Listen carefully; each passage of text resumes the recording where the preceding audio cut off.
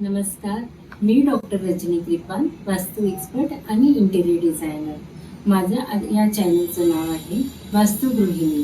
वास्तुगृहिणी याकरिता मी केलेलं आहे की माझं वास्तुशास्त्रामध्ये PhD झालेलं आहे आणि आज मी जे हजारो कन्सल्टन्सी देत आहे त्यात मी एक गोष्ट नोट केलेली आहे की आजही वास्तूचं नॉलेज एका माझ्या ताईंपर्यंत किंवा माझ्या मैत्रिणींपर्यंत पोहोचलेलं नाही.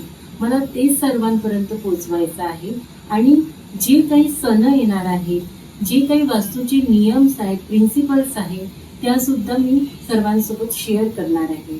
त्यात मी सर्व सणांच्या विधी सांगणार, पूजा कशी करायची ते सांगणार आणि वास्तूमध्ये आपण आपल्या घराला कसं घरच्या घरी पूर्णपणे बॅलन्स करायचं आणि आपलं जीवन आनंदाने सुखरूप करायचं हेच मी या व्हिडिओमध्ये आज तुमच्यासोबत शेअर करणार.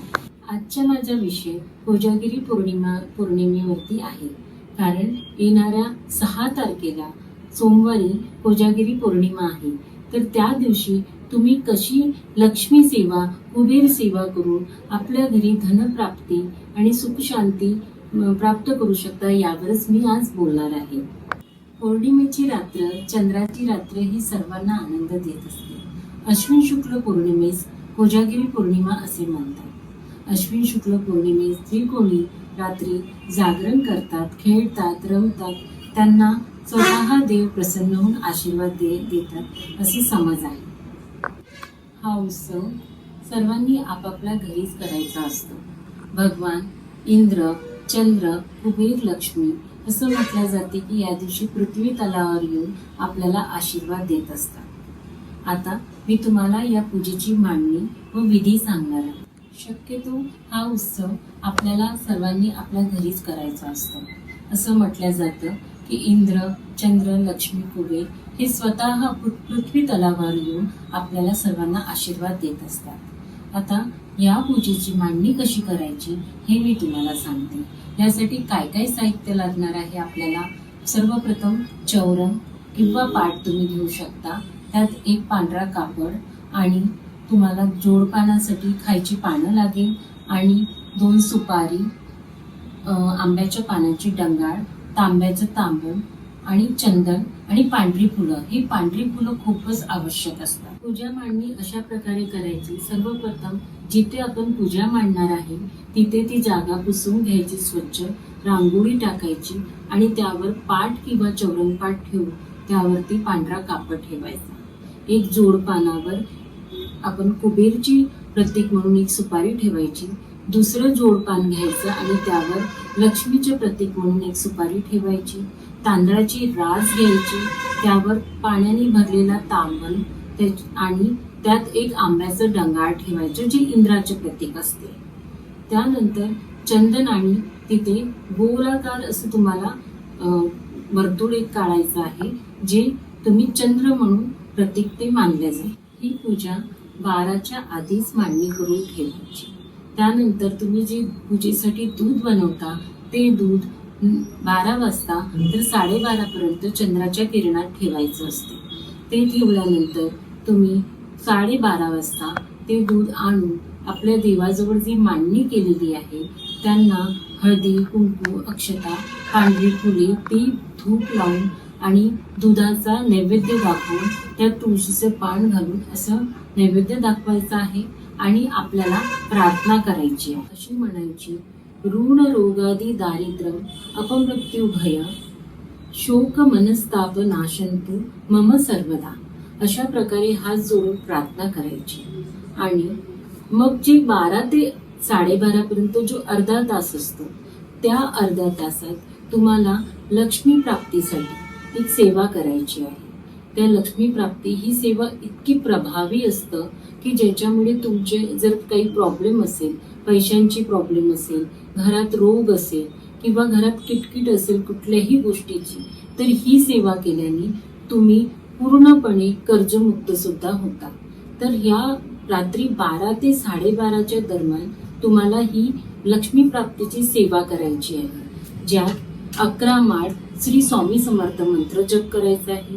जर 11 माळ नसेल होत तर 1 माळ जप करा. 1 माळ विष्णू गायत्री मंत्र, 1 माळ लक्ष्मी गायत्री मंत्र, एक माळ कुबेर मंत्र आणि व्यंकटेश स्तोत्र एकदा म्हणायचं आहे आणि गीतेचा 15वा अध्याय. अशा प्रकारे तुम्ही हे अर्ध्या तासात आणि 16दा श्री सूक्त म्हणायचं आहे. ही सेवा अर्ध्या तासात खूप छान पद्धतीने केल्या जाते आणि ही होते. जर तुम्हाला असं वाटत असेल की श्रीसूक्त पण आम्ही 16दा म्हणू नाही शकत अर्ध्या तासात, तर तुम्ही एकदा म्हणून सुद्धा श्रीसूक्त ही सेवा आपली संपूर्ण करू शकता. आणि जी आपण पूजा मांडतो ती जी दुसऱ्या दिवशी सकाळी आपल्याला ती जी लक्ष्मी आणि कुबेरची आपण सुपारी ठेवत आहे त्यांचे प्रतीक म्हणून जी आपण पूजेत ठेवलेली होती त्याला घेऊन एक जिपलॉक पाऊचमध्ये तुम्हाला ठेवायची आहे. तुमच्या ती सुपारी तुमच्या तिजोरीमध्ये तुम्ही ठेवू शकता आणि ती सुपारीची पूजा मग आपल्याला दिवाळीमध्ये सुद्धा करायची असते. तर ही जी दिवाळीमध्ये कशी पूजा करायची, काय करायची, ही मी तुम्हाला येणाऱ्या व्हिडिओजमध्ये पूर्ण विधी सांगणार आहे. त्यानंतर आपल्याला माहित आहे की लक्ष्मी माता ही किती दयाळू कृपावंत होती आणि त्यातल्या त्यात त्यांचे अष्टलक्ष्मी अवतार, जसं ती वेगवेगळ्या रूपाने आपल्याजवळ आशीर्वादाने ती आपल्याला आशीर्वाद देत असते. संतान लक्ष्मी, धनलक्ष्मी, धान्यलक्ष्मी, ऐश्वर्यलक्ष्मी असं विविध रूपाने तिचे नावं आहेत जे आपल्याला सुख, शांती, समृद्धी देत असते. त्याचप्रमाणे असे ती लक्ष्मी अशाच लोकांना आशीर्वाद देत असते जे कष्टाळू असतात आणि जे आळशी असतात, झोपाळू लोक असतात त्यांच्यावर नेहमी म्हणतात की लक्ष्मीची एक मोठी बहीण असते जी अलक्ष्मी आणि तिला अक्काबाई सुद्धा म्हटल्या जातात. जी आपल्या मागे एकदा लागली की आपलं दरिद्र आपल्या मागे लागते, ज्याने आपण खूप मागे येतो, मग पैसा राहत नाही, कर्जबाजारी होणं, या सर्व गोष्टी असते. तर आता कोजागिरी पौर्णिमेला का असं म्हटलं जाते, तर याची एक छोटी गोष्ट आहे की कोजागिरी पौर्णिमेला जेव्हा हे अलक्ष्मी जी म्हणते, लक्ष्मीची मोठी बहीण ही रात्रीच्या वेळेस घरोघरी जाऊन बघते की कोण जागृत आहे, कोण जागत आहे, की कोणी झोपलं आहे आणि जे झोपले असतात त्यावरती रागवत असते. तर त्याच्यामुळे जे जागरण करतात त्यांना ती आशीर्वाद देत असते. आणि असेच रात्री इंद्रदेव जे राजा आहेत देवांचे ते म्हणतात की पृथ्वी तलावर येतात आणि बघतात सर्वांच्या घरी येऊन की कोण जागत आहे, कोण पूजा करत आहे आणि सर्वांच्या घरी जाऊन विचारतात कोजागृती कोजागृती. म्हणजेच यावरूनच, या शब्दावरून कोजागृती याच्यावरूनच हे नाव पडलेलं आहे. कोजागिरी हे नाव रूढ झालेलं आहे. ही झाली कोजागिरी पौर्णिमेची विधी. तर अशी प्रत्येक महिन्याला जी पौर्णिमा येते त्या पौर्णिमेला सुद्धा तुम्ही लक्ष्मी प्राप्तीसाठी सेवा कशी करायची ही मी तुम्हाला कधी येणाऱ्या व्हिडिओमध्ये नक्की सांगणार. असंच तुम्हाला जर माझा व्हिडिओ आवडला असेल तर लाईक करा, कमेंट्स करा आणि शेअर करा आणि चॅनलला सबस्क्राईब करायला विसरू नका. आणि तुम्हाला जर अजून कुठल्या विषयावर जर पाहिजे असेल माहिती तर तुम्ही मला नक्की कमेंट्स करा. थँक्यू. श्री स्वामी समर्थ.